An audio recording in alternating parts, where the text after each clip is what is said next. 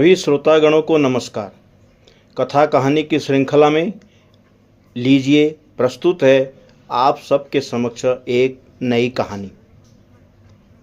हम सब जानते ही हैं राजा दशरथ के बारे में। राजा दशरथ जिन्होंने अपने वचन का पालन करने के लिए अपने हृदय के अंश को भी वनवास दे दिया था, राम को भी 14 वर्ष का वनवास दे दिया था। आज की कथा कहानी में उन्हीं राजा दशरथ जी के जन्म की कथा आप सबके समक्ष लीजिए प्रस्तुत है। परंतु उसको सुनने से पहले चैनल को सब्सक्राइब करना न भूलें। महाराज दशरथ का जन्म एक बहुत ही अद्भुत घटना है। पौराणिक धर्म ग्रंथों के आधार पर बताया जाता है। एक बार राजा अज दोपहर की वंदना कर रहे थे। उस समय लंकापति रावण उनसे युद्ध करने के लिए आया और दूर से उनको वंदना करते हुए देख रहा था, क्योंकि वह स्वयं एक शिव भक्त था। राजा अज ने भगवान शिव की वंदना की और जल आगे अर्पित करने की जगह पीछे की ओर फेंक दिया। यह सब देखकर रावण चकित रहा। उसके आश्चर्य का ठिकाना न रहा। वह युद्ध करने से पहले राजा अज के सामने पहुंचा तथा पूछने लगा कि राजन, हमेशा वंदना करने के पश्चात जल का अभिषेक आगे की ओर किया जाता है, न कि पीछे, परंतु आपने पीछे किया। इसके पीछे का क्या कारण है? राजा अज ने कहा, जब मैं आंखें बंद करके ध्यान मुद्रा में भगवान शिव की अर्चना कर रहा था, तभी मुझे यहां से 1 योजन दूर जंगल में एक गाय घास चरती हुई दिखी और मैंने देखा कि एक सिंह उस पर आक्रमण करने वाला है। तभी मैंने गाय की रक्षा के लिए जल का अभिषेक पीछे की तरफ किया। रावण को कुछ समझ में नहीं आया। गाय की रक्षा करने के लिए जल छिड़का गया। आखिर जल छिड़क कर गाय की रक्षा कैसे की जा सकती है? रावण इस बात को जानने के लिए आगे बढ़ा और वह 1 योजन दूर वहां गया और उसने देखा कि एक गाय हरी घास चर रही है, जबकि शेर के पेट में कई वाण लगे हैं। अब रावण को विश्वास हो गया कि जिस महापुरुष के जल से ही वाण बन जाते हैं और बिना किसी लक्ष्य साधन के लक्ष्य भेदन हो जाता है, ऐसे वीर पुरुष को जीतना बड़ा ही असंभव है। मैं तो बेकार में ही इनसे युद्ध करने के लिए आया था और रावण उनसे बिना युद्ध किए ही लंका लौट जाता है। राजा अज जंगल में भ्रमण करने के लिए एक दिन गए हुए थे। उन्हें एक बहुत ही सुंदर सरोवर दिखाई दिया और उस सरोवर में एक कमल का फूल था जो अति सुंदर दिखाई दे रहा था। उस कमल के फूल ने राजा का मन मोह लिया। राजा अज उस कमल को प्राप्त करने के लिए सरोवर में चले गए, किंतु यह क्या, राजा अज जितना भी उस कमल के पास जाते, वह कमल उनसे उतना ही दूर हो जाता। राजा अज आगे जाते, कमल उनसे और दूर हो जाता।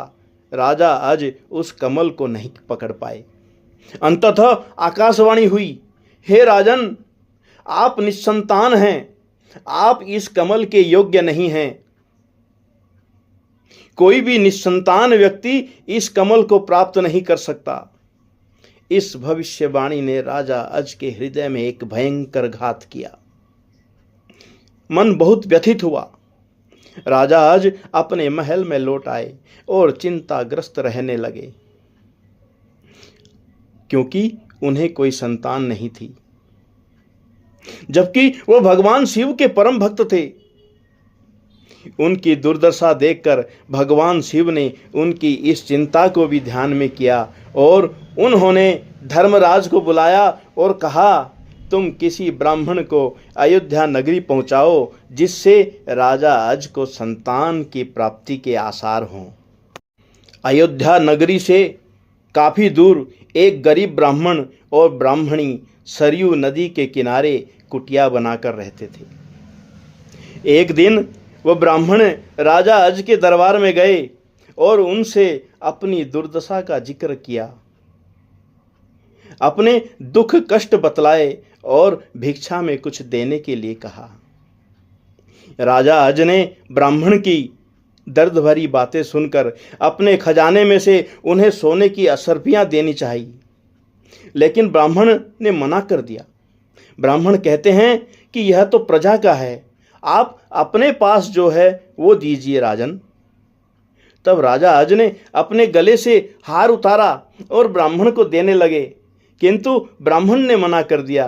कहा, महाराज क्षमा कीजिएगा, ये भी तो प्रजा की ही संपत्ति है। इस प्रकार राजा अज ने अनेक मूल्यवान वस्तुएं देनी चाहिए, परंतु उनको दुख हुआ कि आज एक गरीब ब्राह्मण उनके दरबार से केवल इसलिए खाली हाथ जा रहा है क्योंकि राजा के पास अपना कुछ नहीं है उसको देने के लिए। तब राजा दुखी होकर शाम को एक मजदूर का वेश बनाते हैं और नगर में किसी काम की तलाश में निकल पड़ते हैं। चलते चलते वह एक लोहार के यहाँ पहुँचते हैं और अपना परिचय नहीं देते। अपना परिचय बिना बताए ही वहाँ विनती करते हैं और काम के लिए कहते हैं। उनको काम मिलता है, पूरी रात को हथौड़े से लोहे का काम करते हैं, जिसके बदले में उन्हें सुबह 1 टका मिलता है।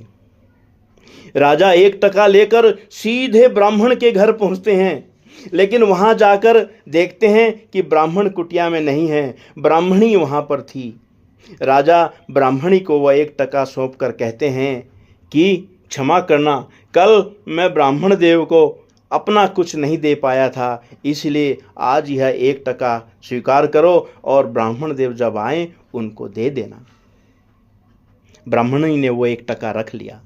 जब ब्राह्मण आया, ब्राह्मणी की पत्नी ने वह टका ब्राह्मण को दिया और कहा कि ये राजा अज ने दिया है। ब्राह्मण ने वह टका लिया और जमीन पर फेंक दिया। तभी एक आश्चर्यजनक घटना हुई। ब्राह्मण ने जहां टका फेंका था वहां गड्ढा हो गया। ब्राह्मण ने उस गड्ढे को खोदा और खोदा तो उसमें से सोने का एक रथ निकला तथा वह रथ निकलकर आसमान की ओर चला गया। इसके पश्चात ब्राह्मण ने उस जगह को और खोदा। जब और खोदा तो दूसरा रथ, ऐसे ही दूसरा सोने का रथ निकला और आसमान की तरफ चला गया। ब्राह्मण आश्चर्य से उस जमीन को और खोद रहा है। तीसरा सोने का रथ निकला, वह भी आसमान की ओर चला गया।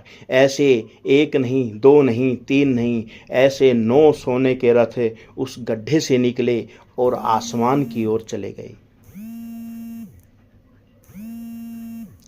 आसमान की तरफ जब सारे चले गए तब अंत में एक 10वां रथ सोने का निकला।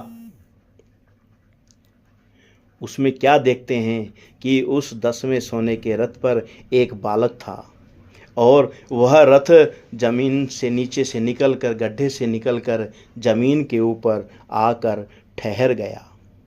ब्राह्मण उस बालक को लेकर राजा अज के दरबार में पहुंचे और कहा, राजन, इस पुत्र को स्वीकार कीजिए। यह आपका ही पुत्र है, जो 1 टका आपने दिया था उसी से उत्पन्न हुआ है, तथा इसके साथ में सोने के 9 रथ निकले जो आसमान में चले गए, जबकि यह बालक 10वें रथ पर निकला। इसलिए हे राजन, यह रथ तथा पुत्र आपका ही है, इसे आप स्वीकार करें। इस प्रकार से राजा दशरथ का जन्म हुआ था।